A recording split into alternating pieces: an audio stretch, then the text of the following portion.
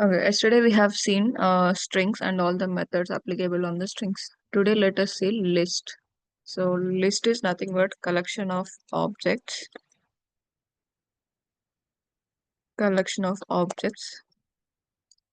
enclosed in square brackets, separated by comma,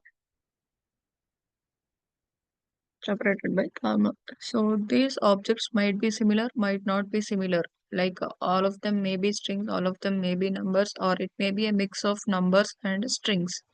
So it can be anything inside the list. They are comma separated values. Let us define a list object. So ls equal to, you can take any variable name here. This is just the name of the variable. You can take anything. So square brackets. I'll just start with the numbers. There can be repetitions also. Repetitions are allowed. Okay. These are the objects in the list. So almost all the methods are similar to the strings. So whichever are similar, I'll cover them quickly. Wherever detailed explanation is needed, I'll explain that. So in order to get the length, length means how many characters are there in this. So we will get it using the length function. There is comma. Okay, 8 characters long. So similarly, if you want to get first character, the index starts from 0 here. Index starts from 0 till length minus 1. The last index will be length minus 1. It would be 7. So we can print ls of 0 for first character, ls of 1 for second character, and so on. Okay, this is in the positive order. See 1, 2, 3. So if you want to get from the reverse order, so ls of minus 1, minus 2, minus 3. This is in the reverse order. 1, 2, and 6. This is in the reverse order. So here also we can do slicing. Slicing means accessing a group of characters. So maybe I want to access from 0 till 5th character. The last character is always exclusive. I mean the 5th index is exclusive. See here, 0 till 4th index is printed. So by default there will be step size. That step size, even though we specify or not, by default it would be 1. So let us specify the step size.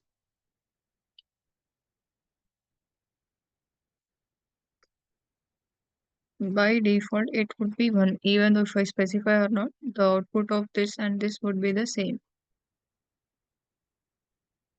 Okay. Now I want to increase the step size. 0 till, sorry, 0 till 6th character I want to print by skipping every alternate character in between.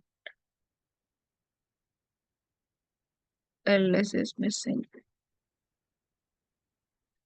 So see here, every alternate character is missing. So here also, reversing a string. Yesterday we have seen reversing a string. The same thing, they might ask on string, they might ask on list or tuple, whatever object it is, they want you to write code to reverse that. So let us see. ls of, I will not specify starting and ending positions, and I'll specify the order. Order is -1, or the step size is -1. With this, it will print in the reverse order. See here, now the objects are all printed in the reverse order.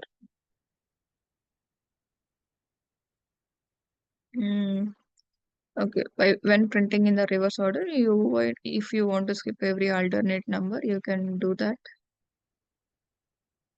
Just specify the step size as -2 so that it will skip every alternate character. Here also, if you do not specify the starting position, it will take from the beginning. If you do not specify ending position, it will go till the end. The same concept applies here as what we have done in the strings and strings. Okay, so indexing, slicing, reversing, we have seen it here. Now we'll see the methods explicit to list. There are some methods which are specific to only the list. So let us take another list, L1 equal to It contains some alphabets. These can be enclosed either in single quotes or double quotes, not a problem. So if you have started with the double quote, end with double quote. If you have started with single quote, end with single quote. That's the only criteria. So other than that, you can take anything. I'm taking a mix of numbers and alphabets. So here the length is how much? 4 plus 4, 8. Here also 8 characters length. Just print this. Also check the data type of L1.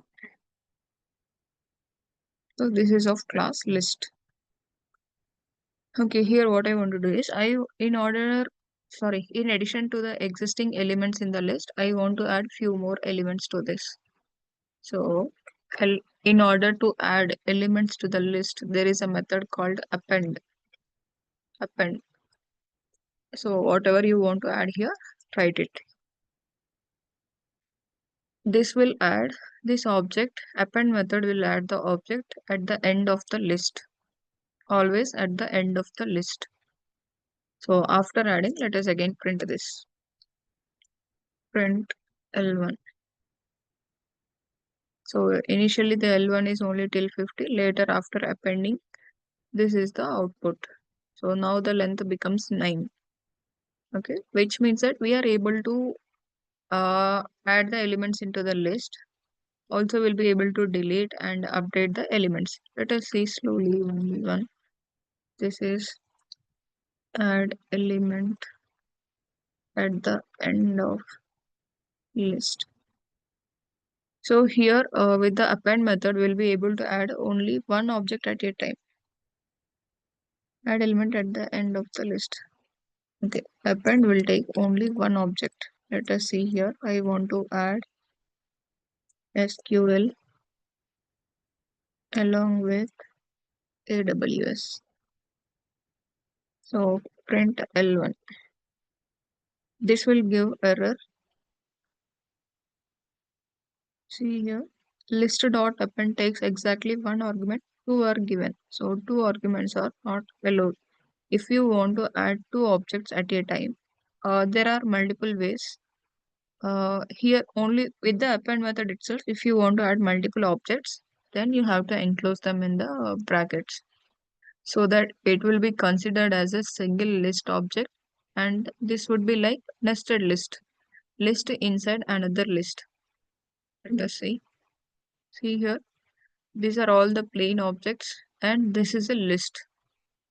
Okay, so if you want to add multiple objects with the append method, then you have to enclose them in the open brackets or square brackets and then add it. So if you don't want to add them like a separate list, you want to add them as a plain list, but I have multiple elements. So then what we can do is, there is another method called uh, on the L1 itself, I'll do L1 dot. I'm just thinking, okay, let me take L2. I'll take some programming languages here. Python, C++,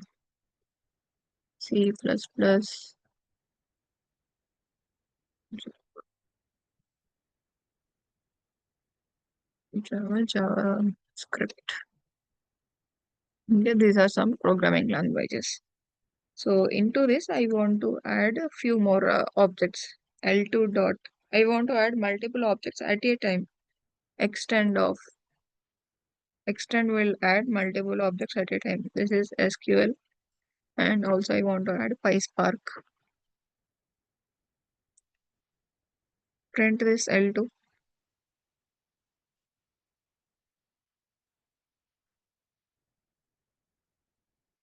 Okay, here also it is giving the error. Extend takes only one argument, two are given. It means that we have to enclose them in the brackets.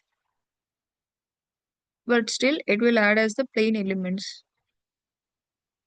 See here, now SQL and PySpark were added to the list. But they are not list inside another list. They are just the plain elements in the list. Okay, if you want to add only one element at a time, go with the append method. If you want multiple objects to be added as a plain objects, then go with the extend method. Even with the append also, you will be able to add multiple objects, but it would be like it would become next nested list.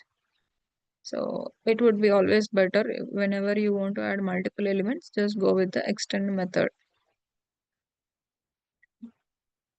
Okay, now let us take the same list.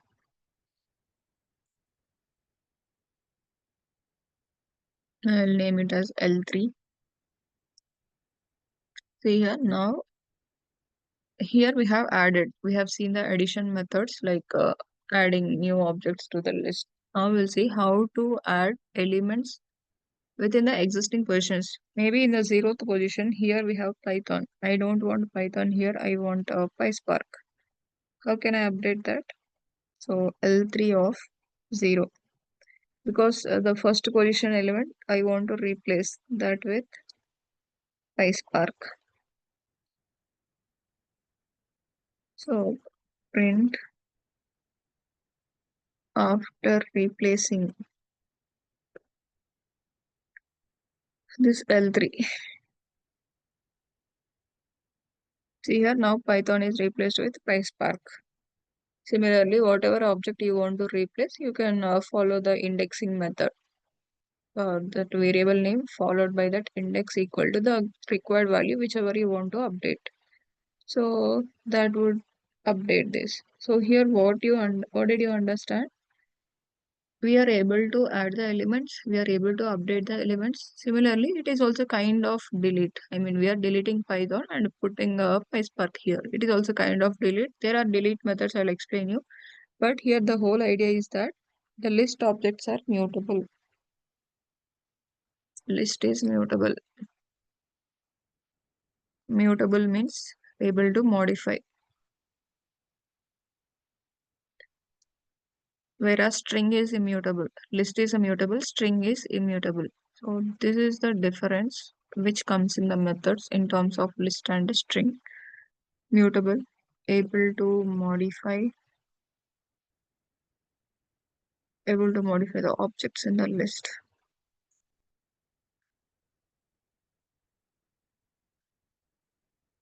Okay, now let us see. Here we have replaced in the existing string, sorry, existing positions, we have replaced the value. So I want to add the elements at a defined position. So let us take L4. This time we'll take some databases. L4. This time I'll take some databases. The databases might be, okay, Snowflake, Redshift, Oracle, MySQL, SQLite. Okay. Let us say these are the databases or data warehouses. So for this, maybe at this position after Redshift, I want to add Synapse. Okay, after Redshift, I want to add Synapse. How can we do that? So L4 dot insert of whatever value you want to insert, write it here. I want to insert Synapse. At what position? At second index 0, 1, and 2. At the second index, I want to replace this. Print L4. Before inserting and after inserting, let us print that.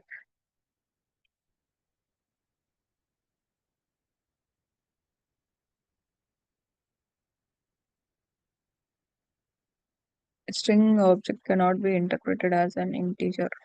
Sorry. L4 dot insert of maybe position first and the element later. Yes, index first and the object later. I'm adding synapse. You can see here at this second position we are able to add synapse.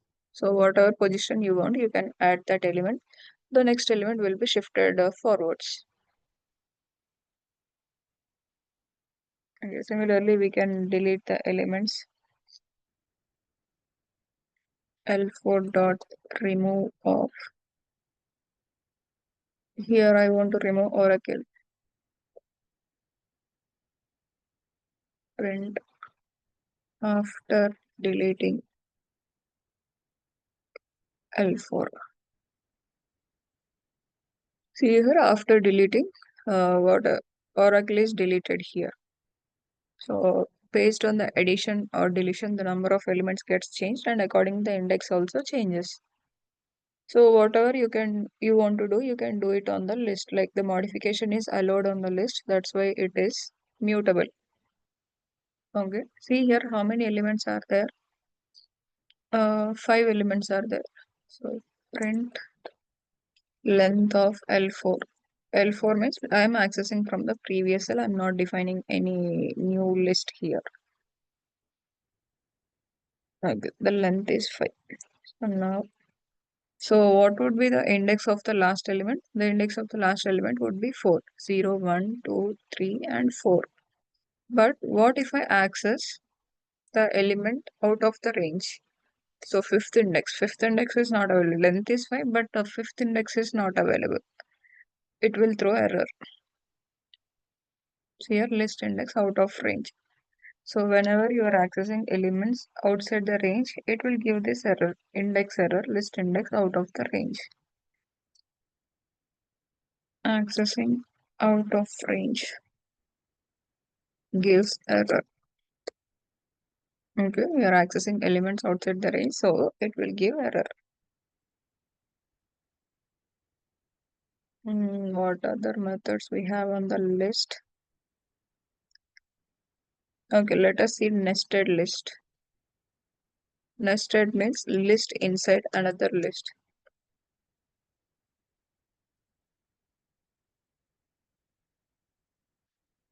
List inside another list. Okay, let us check this. We have L equal to some numbers 3, 4, and some alphabets.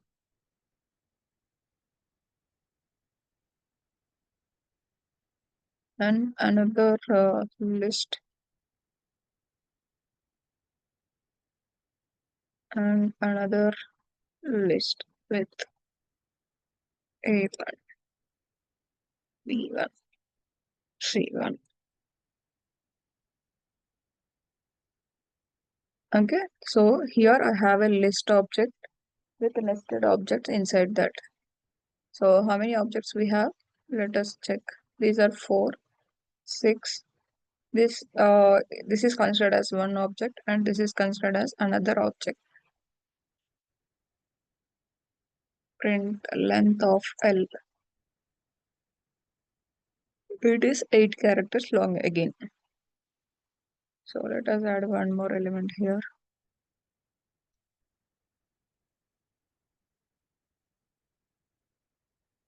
Now 9 characters long. Okay, so the first index till this, how many? 5 plus 2, 7. Till 6th index, it is normal. LS of 0, 1, 2, 3, 4, 5, and so on. It is normal. Right? So what if I want to access this object? Let us see how. 0, 1, 2, 3, 4, 5, 6, and this is at 7th index. L of 7. So this complete thing, this is at 7th index and this is at 8th index. So I'm printing 7th index. So we have got the list. Let us also check the type. This is of type list, L of 7. So yeah, this is of type list. Now what I want to do is inside this 7, I want to access the element 20. So out of this complete list, within this one, I want to access the object 20. So first, let us access it till here, L of 7. So after that, what it is? Again, treat this as a separate list. This is the type of this is a list. So consider this as a separate list. Ignore everything else. So out of this, what you want? I want 20. So this is again a list. So indexing is 0, 1, and 2, right? So L7, which means this is already accessed. Out of this, I want this second object. So here, right, another index 1. So print it. Now we have got 20. Or you can store this object in any variable, and then out of that you can get it. Let me show you what I'm talking. So let us say L7 equal to L of 7. So the seventh object, which is this, I'm assigning to a variable called L7. So out of that L7, this L7 is now a list. So out of this, I want to access the second element, which is at first index, L7 of 1. What is this L7? Indirectly, it is this L of 7. And after that, we are keeping the 1, which whatever way we follow, the concept is same. Okay. So similarly, let us access this last one. Print. We can access through positive indexing with the 8th index or negative indexing with -1. Let us go with positive L of 8. So this will give the complete A1, B1, this complete list. Out of this, again, I want C1. C1 is at 0, 1, 2, second position. So write 2 here. You're able to access C1. Okay, likewise, you can access any nested objects. So let me make it a little more complicated.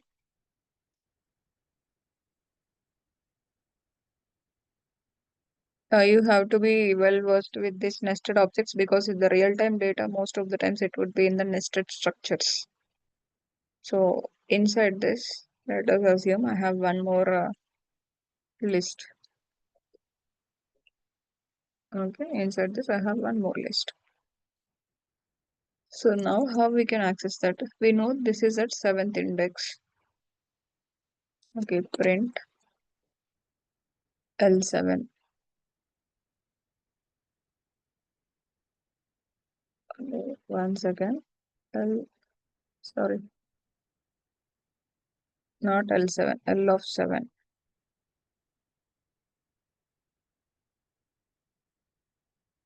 So this is L of 7. Let us check the data type of this. By default, it would be a list. It is enclosed in square brackets. It is a list. Now, check the length of this. Print length of L of 7. So this L of 7, it is a list. So just checking how many elements are there inside this. 4. These are 3. And this one is completely considered as 1. It is 4. Now,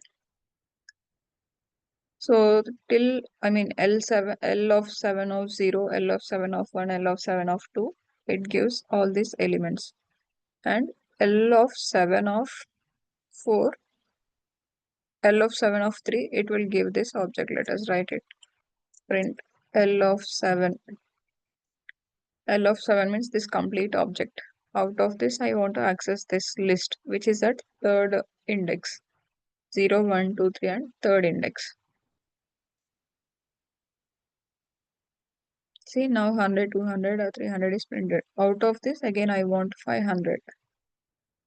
500 it is at minus last position. We can say -1.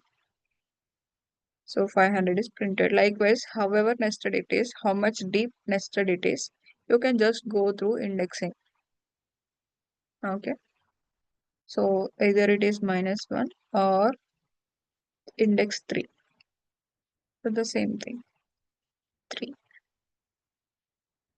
So here we have got the same output. So how many ever nested objects are available in that? Just go through the indexing. That's all. Okay, ma'am. Any doubts still here? No, ma'am. Okay, cool. What else is remaining? Okay, we have to sort the list in either ascending or descending order. So let us take some numbers.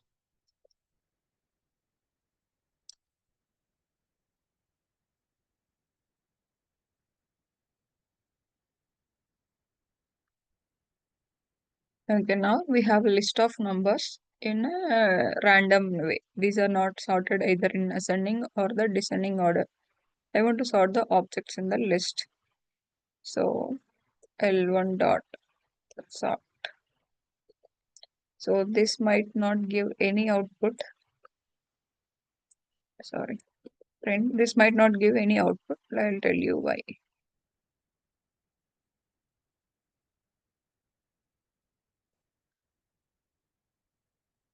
See here, it is not giving anything.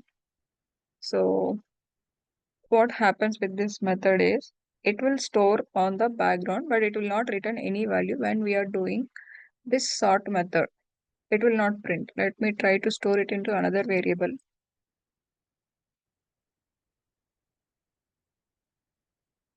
So now print L2. Then also we might not be able to get the values. See here we are not able to get the values. It is doing it but not storing it or not able to generate it. Sort the list in the ascending order. It will sort that, but and it will return none. The sort is in place, i.e. that is the list itself is modified and stable. The order of two elements is maintained if a key function is given. Apply reverse flag can be set in the descending order. Okay. So this will work. This will sort the list in the ascending order, but we will not be able to see the difference. See here, whenever we are doing a direct print,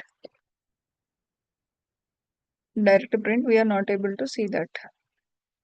Okay, but what because it is arranging it within this list. It is arranging within this list. That's why we are not able to see.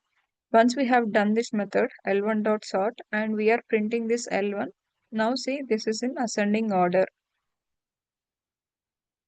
So we will not be able to directly see with the print statement the changed order of the elements. Once this is changed within the original object itself, within the original object, the order is changed. That's why we have to access the original object. Once we apply this method, do this L1 dot sort and then access that. So by default, it would be sorted in the ascending order. So if we print L1 dot sort, it gives none because the arrangement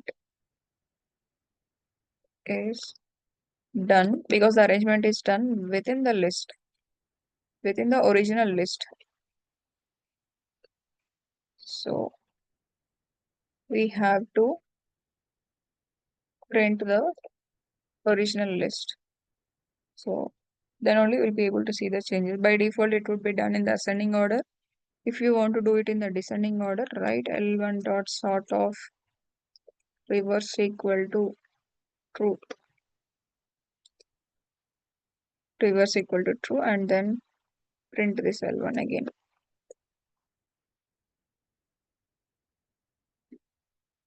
What happened? True is not okay. The first letter should be capital.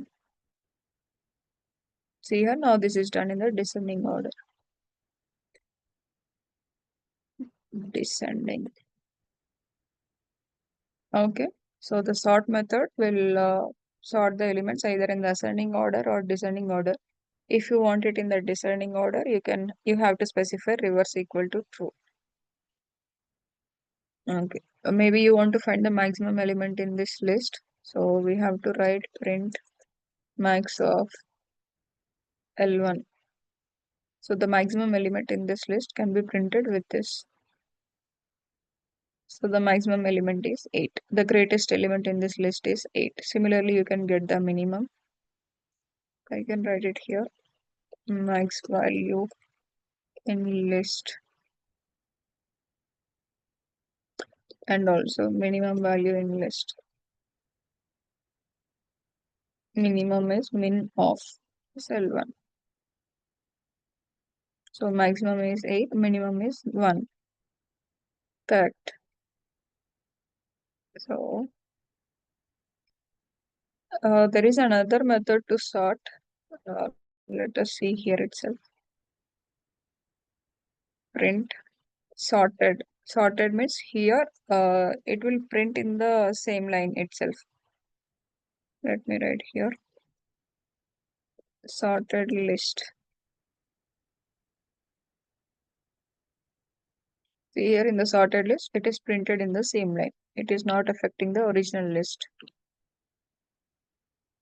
Right? It is not affecting the original list. It will print it right here. If you want that in the reverse order, sorted of L1 comma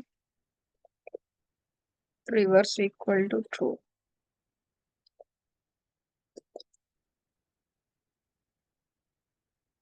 See here, now it has printed in the reverse order. So you can use either of the methods. If you want to change the original object, just go with this L1 dot sort method. Otherwise, you want to see it on the fly, then go with the sorted of L1. So anything is fine. Minimum, maximum we have seen. What other methods we have? Just thinking. Mostly we have covered all the concepts in the list. The nested list also we have seen. Okay.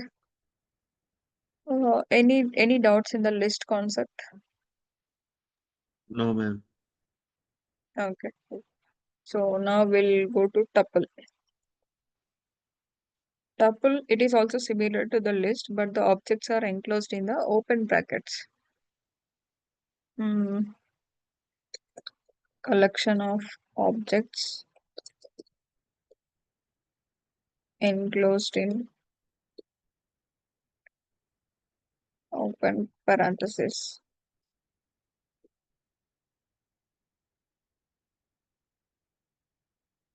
Okay, let us take the tuple tb equal to open parenthesis. It should have elements.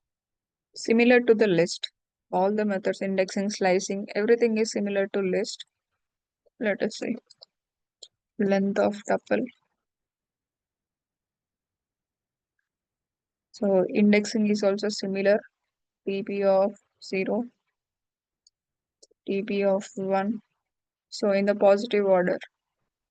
So if you want it in the reverse order, just take minus indexing, -1,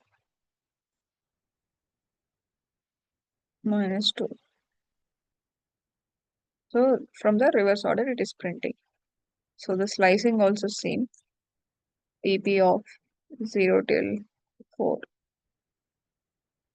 So this is slicing. Also check the data type first.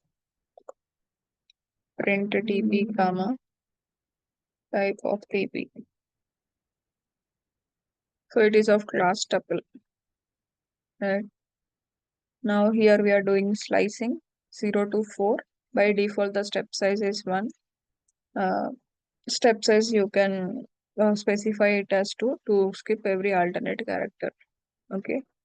So again the reversing the tuple. Just don't specify starting and ending positions. Write -1 so that the tuple will be reversed. Okay. The tuple is reversed now. So here, one thing to note that is tuple is immutable. So we cannot add, delete, update elements from the tuple. So tuple is immutable. We will not be able to change or modify the elements in the tuple. We can just be able to access the elements, nothing else we can do it. So one more tricky question here is that if you want to have a single object in a tuple, first let us take the list. In the list, I want only one object. So write Python and print this. Print ls comma type of ls. So this is of type list, correct? This is expected. List with single element. So similarly, I want a tuple with single element. So the same thing I want to write in the tuple.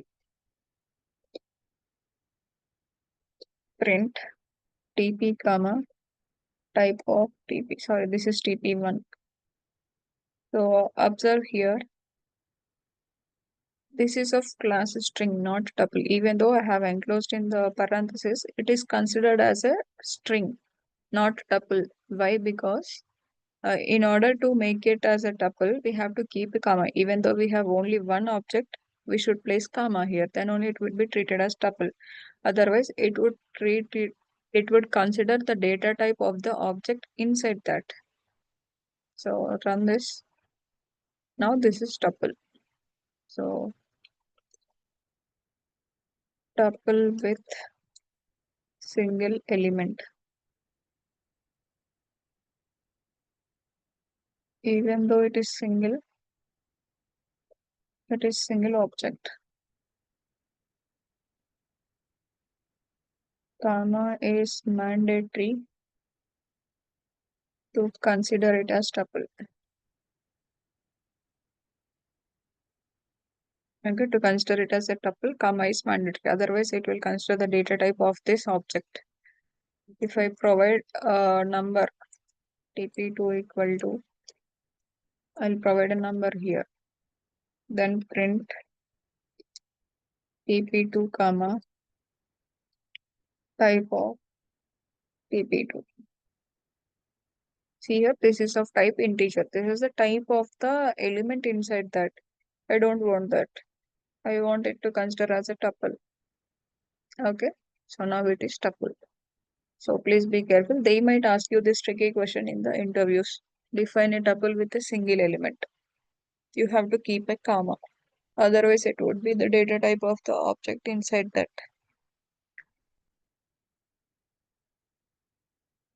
Okay, let us take some examples. There is no option to to modify the objects in the tuple, but still there might be a requirement to change the objects in the tuple. So what we can do in those cases, tuple equal to this one, as we are not able to do any operations on this, let us try to do that first. Of 1 equal to, at the first index, I want to make it as this one. Let us run this. See here, tuple object does not support item assignment. So it is not allowing us to modify. Then how do we modify this? Convert this to list and then modify this. Less equal to list of TP. Okay. Now print ls comma type of ls. Here now this is converted to the list. You can do operations on this list now. List dot append of 100. And then see here now 100 is added. Now you can convert it back to the tuple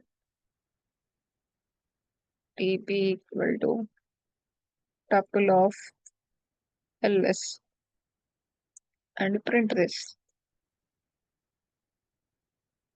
See here.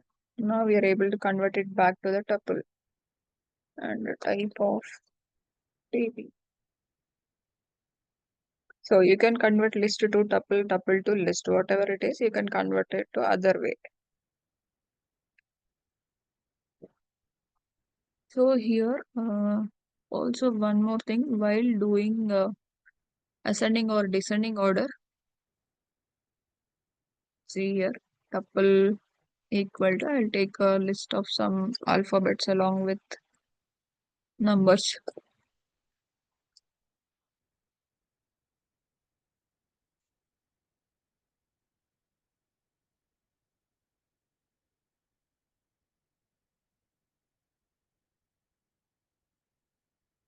Okay, these are some alphabets. I'll try to sort this. TP dot sort. This method is not allowed because this dot sort method will sort the objects in the existing original object itself. But this tuple is immutable, so we cannot change the order of the existing things. Let us see. Tuple has no attribute sort. But how do we sort that? By using sorted method. Sorted of TP. Now this is sorted in the ascending order. If you want it in the descending, you can do it reverse equal to true. So sort method is not applicable because that will change the objects in the original list, original object. So tuple is not mutable, so it won't allow to change. If you want to sort it, you can sort this way. Let us say we have some numbers here. See, now it is not able to sort it because it can't decide whether 1 is greater or A is greater. So numbers cannot be compared with the strings. So in order to sort it, either all the objects should be integers, or all the objects should be of same data type, is what my intention.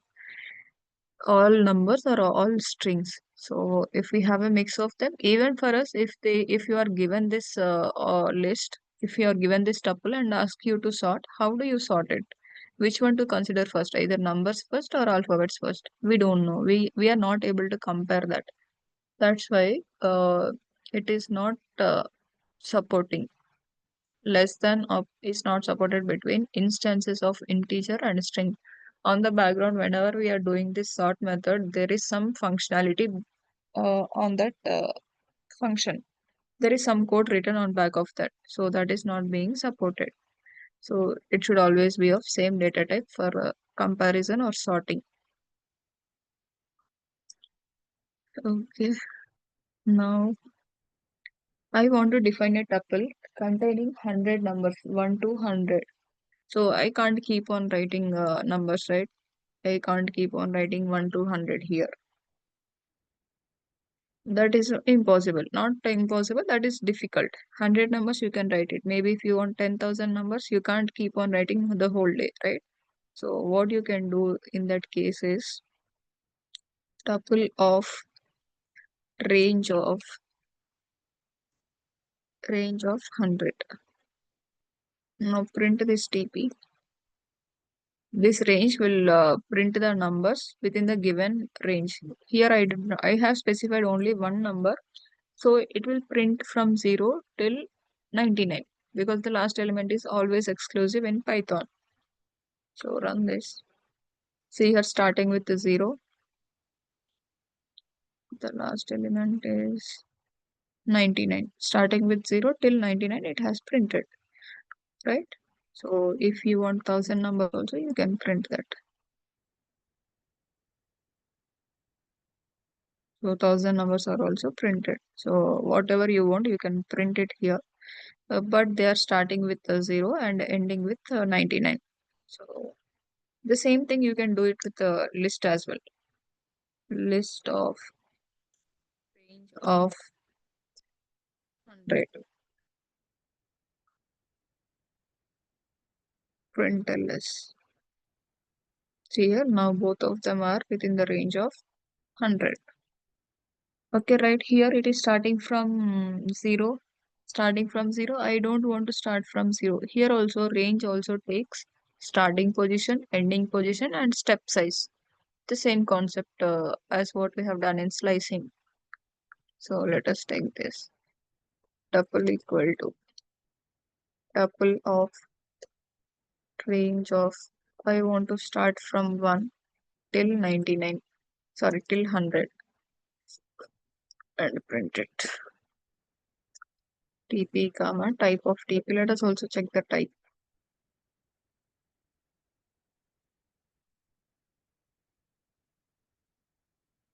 So the type is of class tuple, right? Now, here I have started the numbers from 1. Now 0 is not available. The starting position is 1. If you do not specify the starting position, if you just specify the number, that would be the ending position. Okay. So starting is 1. So it has started from 1. Ending is 100. It will print till 99. By default, the step size is 1. So that's why it has auto incremented to 1. So I'll make another tuple of range of 1 to 100 with step size as 2. I want to skip every alternate number in between. TP1. Here starting with 1, every alternate number is being missed. Or indirectly it means that it is printing only the odd numbers within the range of 100. So they might ask you the question to print odd numbers within the range of 100. See here, it has printed all the odd numbers within the range of 100. So here you have to be careful about the starting position, because if you provide 0 here, it will give even numbers. See here, now it is giving even numbers. So you should be careful about the starting position. Okay. Or they might ask you to print the multiples of 3 within the range of 100. Multiples of 3. Let me write it. Sorry.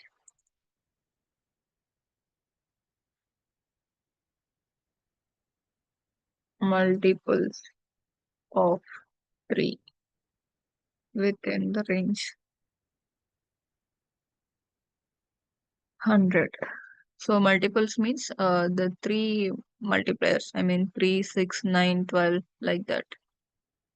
So starting 3 multipliers. The step size is 3 here. So starting with 0. I'll name it as TP3.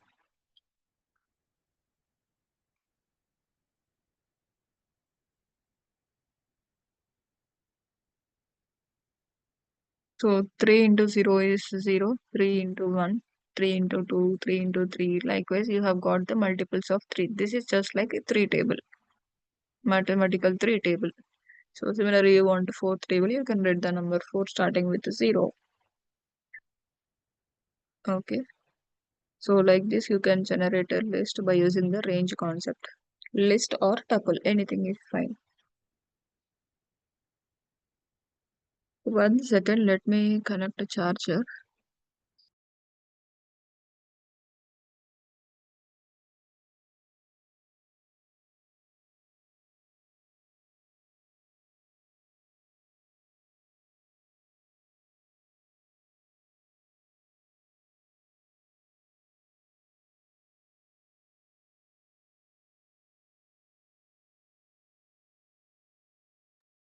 Yeah. So list tuple we have seen. Now we'll see another data type called set. So inside the list or tuple, you can have duplicates. You can have any number of repetitions. Let me show you. List equal to 1, 2, 3, 1, 2, 3. You can have any number of repetitions. All of them are counted. Print length of ls, comma, type of ls. See here it is of length 6, which means that all the characters are being counted and the type is list. If you remove, we have a method called remove to remove the elements from the list. Remove of 1. I want to remove the element 1. What happens? Let us say it will remove only from the first position. After removing, let us print this ls again. Write a comment. After removing 1.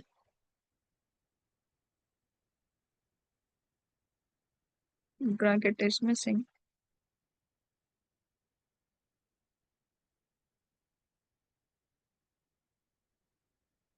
Sorry. After removing.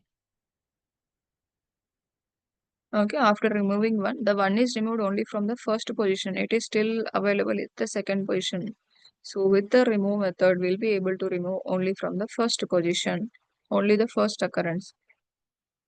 If you want to remove from the specified position, let us take another list. I'll write it here. Removes only from first occurrence. So I'll take the same list again. So after removing this, if you try to remove one more one, then it will remove the second part. Print after removing one for second time. After removing, I have to print the list. See, now the second one is also removed. So now I don't want only the first occurrence to be removed each time, because after removing this, one is available only at this position. If there are more ones in the next places, we still have to keep on removing that. I don't want that to happen. So I want to specify from which position I want to remove. Dot remove of one. One I want to remove. After what position? Maybe after second position, 0, 1, 2. Let us run this. It is giving error. Takes exactly one argument to give it. I think a delete. Delete is not available.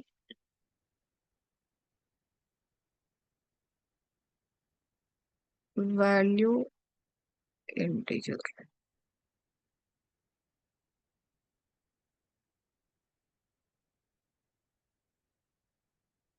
Remove one after one or column.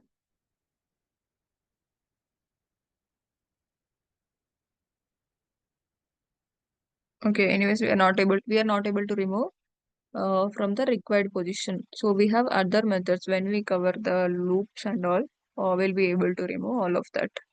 So wherever there is one, we can remove all of them. Okay. So, but with the remove method, we'll be able to remove only from first occurrence. So when it comes to tuple, that is immutable. We can't do anything with that. So here my intention is that the duplicates are allowed in case of list or tuple or string. But while coming to the set, we are slowly moving to another concept called set. Set is another data type in Python. So this will not allow duplicates. This is little different from the list, tuple, and a string. This is also a collection of objects enclosed in curly brackets, enclosed in these brackets. So duplicates are not allowed. Not allowed. Here, if you observe the list or tuple, these are ordered collection. Ordered collection means in whichever order I am giving the elements in the list, that order remains. Because the order remains, we are able to access through indexing. The order is maintained, that's why we are able to access the objects through indexing. But in case of set, order is not maintained. So we call it as unordered ordered collection of objects. So the list or tuple, these are ordered collections. List and tuple are ordered collections so that index is maintained, and with the indexes we are able to access the elements in the list or tuple or set or string. But in case of set, this is an unordered collection. Uh, Duplicates are not allowed. Let us see with examples, we'll get more clarity. S equal to, so 1, 2, 3.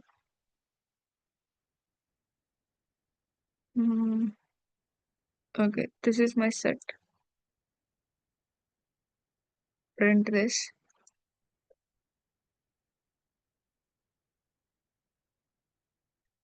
See here, I have given in the order 1, 2, 3, 8, and 6. But here 1, 2, 3, 6, 8. The order is changed. It is sorting by default. So the order is not maintained. So we will not be able to access elements using the list. Sorry, elements using the indexing. So S of 0, S of 1, we cannot access it because we are not sure what element will be available at that position. We cannot definitely say that this is sorted in the ascending order. It may or may not, but it will not maintain the order. Whatever order we give, it will not maintain that order. It will shuffle the objects. Okay, let us see the type of this. Type of, yes, this is of type set, right? So I'll take one more object, S1 equal to 2, 3, 5, 1, 2, 3, 5. Okay, I have given the repetitions. So print this S1, 1, 2, 3, 5. Only each object is repeated twice. I mean, some objects are repeated twice here. 2, 3, 5, it is repeated twice. But here it is printed only one time because duplicates are not allowed. So even though we provide duplicate values, it will remove that. So that's why the order is not maintained. While removing the duplicates, in the process, the objects will be shuffled. That's why the order is not maintained. So we cannot access through indexing. So also check the length of this. Even though we have provided 7 objects, the length will not be 7. Length of S1. Say only 4. Considering the duplicates after elimination, the length is only 4. We cannot access through indexing because the order is not maintained, so we cannot access through indexing. This set is also mutable. Set is mutable. We can modify the objects in the set. Set is mutable. Let us take two sets S1 equal to some alphabets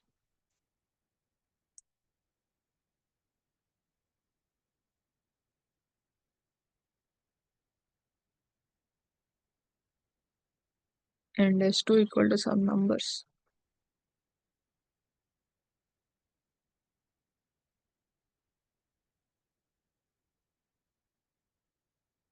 Okay, S1 equal to some alphabets, S2 equal to some numbers. So I want to combine these two now.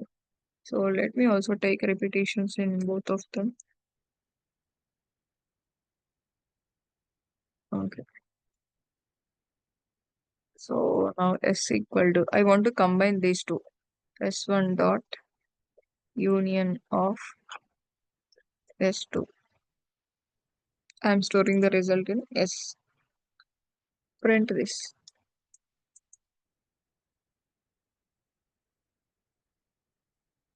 Here also each object is repeated only once. Even though this doesn't have a duplicate, this doesn't have a duplicate when looking at the individual objects. But when we combine them, this 10 and E will be the duplicates. But that is also removed from here. Okay. So union will combine both the sets together and will take only the unique values between between both the sets. Similarly, we have various methods. Difference. Equal to S1 dot difference of S2. So let us see, it will give elements which are only available in S1 but not in S2. Elements available only in S1 but not in S2. So print this.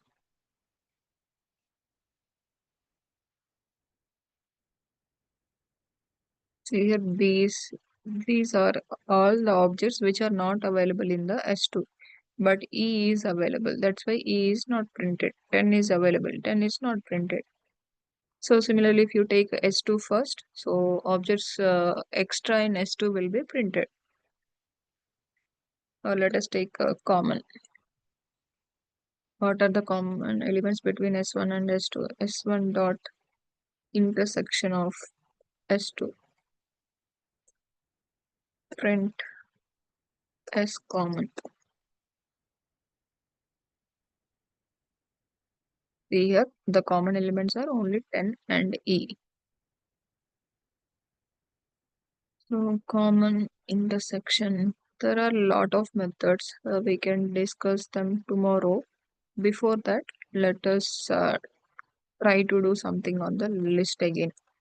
I mean, if we try to combine the list, if we add the list, subtract the list, what happens? Let us try to see that.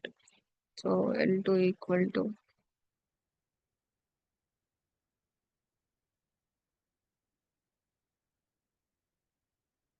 okay, let us do L equal to L1 plus L2. What happens?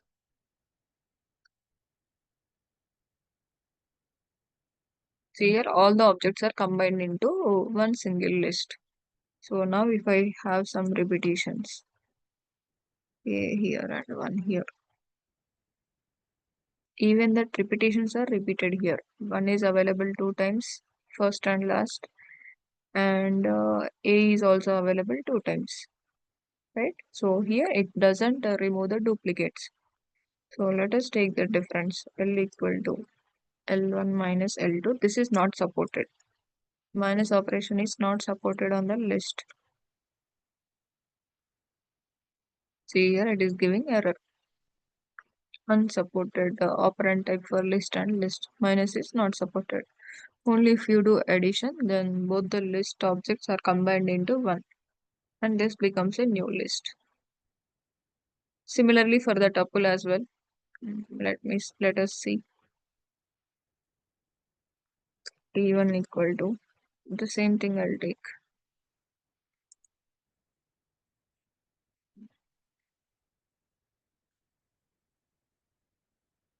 Change the brackets.